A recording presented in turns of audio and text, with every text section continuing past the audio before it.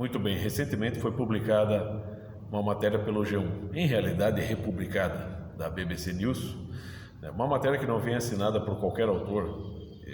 Ao longo dela existe apenas a citação de um ou outro jornalista, entre aspas, jornalista brasileiro.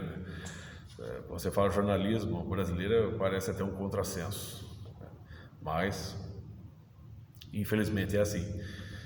E essa matéria, ela traça dois tipos de fake news atrelados a dois tipos de rebaixamento, por, vamos dizer assim, expressar severas críticas ao meu querido professor Olavo de Carvalho. A primeira fake news é associá-lo, aos atos criminosos que ocorreram no Palácio do Planalto, recentemente, e rebaixá-lo, associá-lo aos jornalistas. Não que todo o jornalismo no Brasil hoje esteja condenado, existem jornalistas de alto quilate, mas, vamos dizer assim, tenta rebaixar, colocar o professor Olavo na categoria desses jornalistas de meia pataca, que só produzem narrativas falsas, fake news, sobretudo jornalistas aí da mídia aberta. Então, é mais ou menos assim, ela tenta induzir o leitor, por meio de uma narrativa, à ideia de que o professor Olavo postumamente teria estimulado as invasões, ou a invasão que ocorreu ao Palácio do Planalto, quando não é verdade. Ela tenta convencer o leitor de que falas, sentenças do professor Olavo, aqui e acolá, são verdadeiros estimulantes, incentivos, a atitudes radicais, terroristas e tal. Na verdade, ele se baseou em uma espécie de vídeo editado pelo TikTok, aquele aplicativo, onde você coloca várias cenas, vários momentos do professor Olavo, fosse em aulas, fosse em programas jornalísticos, em que ele supostamente estaria incentivando os seus leitores ou o pessoal da direita conservadora a tomarem espaços públicos, instituições tipo jornalismo, ou cargos públicos aí entre as autoridades políticas. Na realidade, o professor Olavo jamais sistematizou qualquer movimento desse tipo, qualquer movimento que pregasse a violência ou a injustiça, ou a tomada de poder irracional, como, na verdade, os esquerdistas no Brasil procedem. É o modo de proceder dos esquerdistas internacionalmente. O movimento de esquerda, ele é assim, vamos dizer assim, o marxista mais ortodoxo, vamos dizer, Lenin, Vladimir Ulyanov. Lenin, sim, é o maior teórico do golpe do Estado. Então, vamos dizer assim, é a retórica das armas. Então, para o grande mestre do movimento de esquerda, o movimento comunista internacional, sim, as invasões, o tomar o poder pela violência é uma realidade, está na raiz mesmo do movimento.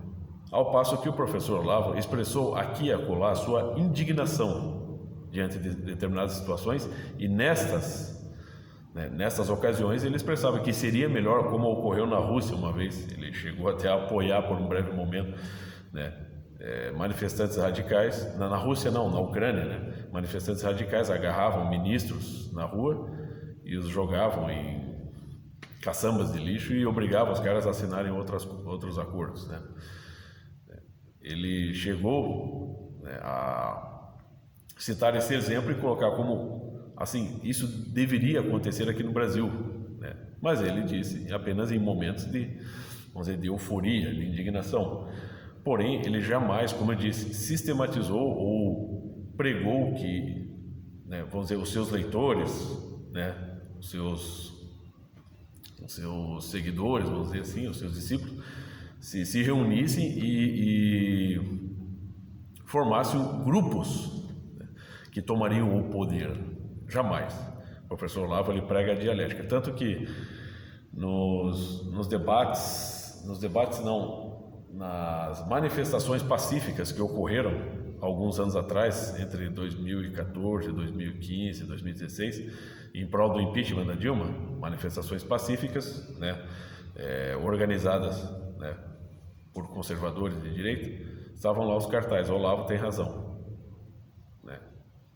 Ou seja, se Olavo tem razão, é no sentido de buscar o conhecimento e pressionar por meio, né, da verdade, não por meio da força física. Ou seja, se ele prega que os seus leitores ou o pessoal conservador de direita deveria, vamos dizer, tomar uma instituição jornalística, não é para invadi-la e chutar as pessoas de lá, não, é para infiltrar-se aos poucos, por meio da inteligência, por meio de estratégias intelectuais.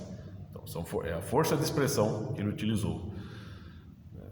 Não se trata de formar movimentos radicais, né, que irracionalmente tentam tomar o poder, tentam tomar os espaços públicos. Não confunda. Essa é outra fake news produzida pela matéria. Não confundam o professor Olavo de Carvalho com vagabundos como Leonardo Boff ou João Pedro Stedley, que também fazem parte aí da vida intelectual brasileira, entre aspas, né, e que pregam há décadas, violência, invasão de espaços públicos e privados, tomada do poder à força, morte. Eles pregam isso. Se você pegar as últimas participações do Leonardo Boff em lives, ele constantemente está utilizando o boné do MST. João Pedro Stedley, né, dispensa apresentações, é só o líder de um dos movimentos mais criminosos do Brasil, e é um homem que está ali dentro da vida intelectual, que escreve livros. Inclusive os dois foram destroçados em público pelo professor Olavo de Carvalho. Leonardo Boff constantemente fugia dos desafios do professor. Por quê? Porque o embate dele, né, pela dialética, né, e pela intelectualidade, e é essa a tomada por força de expressão que o professor Olavo prega, né? Porém, como, né, no caso, as investigações em torno de todo o vandalismo que foi praticado no Palácio do Planalto não estão dando o resultado que o movimento de esquerda e que a nova presidência esperava, eles tentam imputar esse crime retroativamente ao ex-presidente e ao professor Olavo de Carvalho, de modo a manter uma narrativa de que os criminosos são eles. É o famoso acuse-os do que você é, né? Então, essa difamação, essa dupla difamação que foi produzida por essa bosta desse jornalismo do G1 em torno do professor Olavo de Carvalho, meu querido professor, sim, né, ela é caluniosa e criminosa, tá? Mas o que se esperar de grande parte, de 90% do jornalismo do Brasil, sobretudo de mídias mentirosas, né, e vamos dizer assim, consciências vendidas, que hoje se autodeclaram jornalistas, mas que, né, não passam de produtores de fake news, como o G1, entre outros.